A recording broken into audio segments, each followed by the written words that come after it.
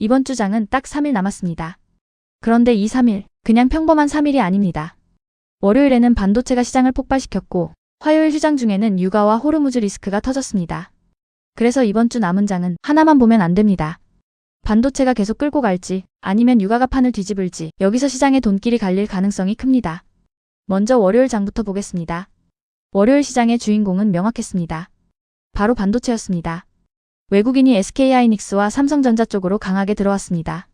한국경제보도에 따르면 외국인은 SK하이닉스를 1조 7,031억 원, 삼성전자를 1조 2,052억 원 순매수했고 SK하이닉스는 12.52%, 삼성전자는 5.44% 급등했습니다.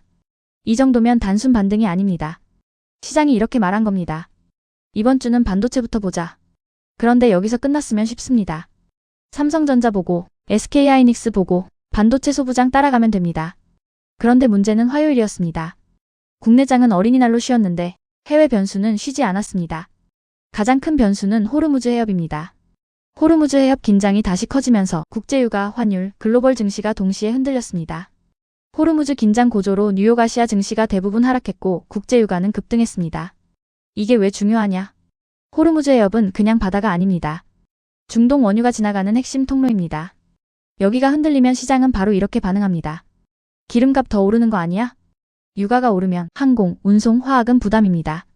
반대로 돈은 에너지, 해운, 조선, 방산 쪽으로 이동할 수 있습니다. 그러니까 이번 주 남은 3일의 핵심은 이겁니다. 반도체에 계속 돈이 붙느냐, 아니면 유가 리스크 때문에 돈이 방산, 조선, 에너지로 이동하느냐. 여기서 첫 번째로 봐야 할 섹터는 당연히 반도체입니다. 대표주는 두 개입니다. SK하이닉스, 삼성전자. 특히 SK하이닉스가 중요합니다. 월요일에 외국인이 가장 많이 산 종목이 SK하이닉스였습니다. 그리고 단순히 많이 산 정도가 아니라 주가가 12% 넘게 급등했습니다. 이런 날 다음 거래일에 봐야 할 건 하나입니다.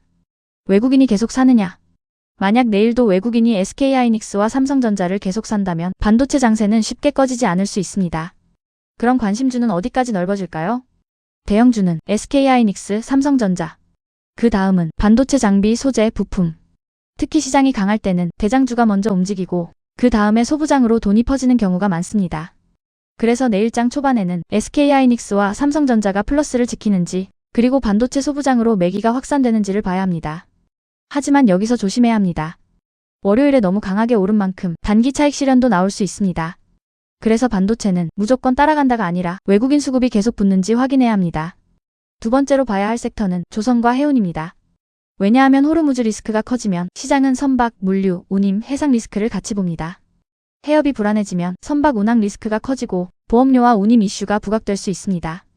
이때 시장은 조선, 해운 쪽을 단기 테마로 볼 가능성이 있습니다. 관심주로는 조선 대형주, 해운주를 같이 봐야 합니다. 다만 이 섹터는 뉴스에 민감합니다. 호르무즈 긴장이 하루 만에 진정되면 단기 급등 후 바로 식을 수 있습니다. 그래서 조선해운은 추세 확인보다 뉴스 반응 속도가 중요합니다. 세 번째는 방산입니다. 방산은 이미 시장에서 강한 관심을 받아온 섹터입니다. 월요일 외국인 순매수 상위권에도 한화에어로스페이스가 이름을 올렸습니다. 여기서 호르무즈 리스크까지 붙으면 방산은 다시 관심을 받을 수 있습니다. 대표적으로 시장이 보는 건 한화에어로스페이스, LIG넥스원, 현대로템 같은 종목군입니다. 다만 방산도 마찬가지입니다. 실적과 수주 모멘텀이 있는 종목은 강할 수 있지만 단순 지정학 테마만으로 따라가면 변동성이 큽니다. 그래서 방산은 뉴스에 반응하는지 보다 기존 수급이 살아있는지를 봐야 합니다. 네 번째는 에너지입니다. 유가가 튀면 가장 직관적으로 반응하는 섹터입니다. 정유, 가스, 에너지 관련주는 국제유가 흐름에 따라 관심을 받을 수 있습니다. 특히 호르무즈 이슈가 길어지면 시장은 에너지 공급 불안을 계속 가격에 반영할 수 있습니다. 하지만 여기서도 함정이 있습니다. 유가가 오르면 에너지주는 관심을 받지만 시장 전체에는 부담입니다. 왜냐하면 유가 상승은 물가 부담, 금리 부담, 기업 비용 부담으로 이어지기 때문입니다. 그래서 유가 상승은 일부 섹터에는 호재처럼 보이지만 시장 전체에는 악재가 될 수 있습니다. 이게 이번 주 장이 어려운 이유입니다. 돈이 들어올 곳도 있고 동시에 시장 전체를 누르는 변수도 있습니다. 그럼 반대로 조심해야 할 섹터는 어디일까요? 첫 번째는 항공입니다. 유가가 오르면 항공유 비용 부담이 커집니다. 두 번째는 화학입니다. 원재료와 에너지 비용 부담이 커질 수 있습니다. 세 번째는 운송입니다. 물류비와 운항 리스크가 동시에 부담이 될 수 있습니다. 물론 이 종목들이 무조건 빠진다는 뜻은 아닙니다. 하지만 유가가 다시 튀는 날에는 시장이 먼저 경계하는 업종이라는 점은 기억해야 합니다. 자, 그럼 이번 주 남은 3일을 어떻게 봐야 할까요? 핵심 체크 포인트는 딱 4가지입니다. 첫 번째, SK하이닉스와 삼성전자입니다. 이 두 종목이 버티면 시장은 아직 반도체 장세가 살아있다고 봅니다. 두 번째, 외국인 수급입니다. 월요일 장의 핵심은 외국인이었습니다. 외국인이 다시 사면 시장은 버팁니다. 반대로 외국인이 팔기 시작하면 월요일 급등분이 부담으로 돌아올 수 있습니다. 세 번째, 유가입니다.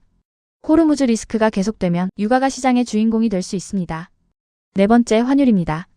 유가와 환율이 같이 튀면 한국 증시는 부담을 받을 수 있습니다. 특히 원달러 환율이 다시 올라가면 외국인 수급에 부담이 생깁니다. 이제 결론입니다. 이번 주 남은 3일은 단순히 오를까 내릴까의 문제가 아닙니다. 돈이 어디로 이동하느냐의 문제입니다. 월요일 돈은 반도체로 몰렸습니다. 하지만 휴장 중 생긴 변수는 유가, 환율, 호르무즈였습니다. 그래서 이번 주 남은 장은 두 갈래로 봐야 합니다. 첫 번째 시나리오. 유가와 환율이 안정된다. 그러면 시장은 다시 반도체를 봅니다. SK하이닉스, 삼성전자, 그리고 반도체 소부장으로 돈이 퍼질 수 있습니다. 두 번째 시나리오. 유가와 환율이 다시 튄다. 그러면 시장은 방산, 조선, 해운, 에너지로 시선을 옮길 수 있습니다. 반대로 항공, 화학, 운송은 부담을 받을 수 있습니다. 이번 주 남은 3일, 가장 중요한 문장은 이겁니다. 반도체가 끌고 갈지, 유가가 판을 뒤집을지. 이 싸움이 이번 주 시장의 핵심입니다. 내일장 시작 전에 딱 이것만 확인하세요. SK하이닉스와 삼성전자가 버티는지, 외국인이 계속 사는지, 유가와 환율이 같이 튀는지, 그리고 돈이 반도체에 남아있는지 아니면 방산조선에너지로 이동하는지. 이번 주 남은 3일은 이 흐름만 놓치지 않아도 시장을 보는 눈이 훨씬 선명해질 겁니다.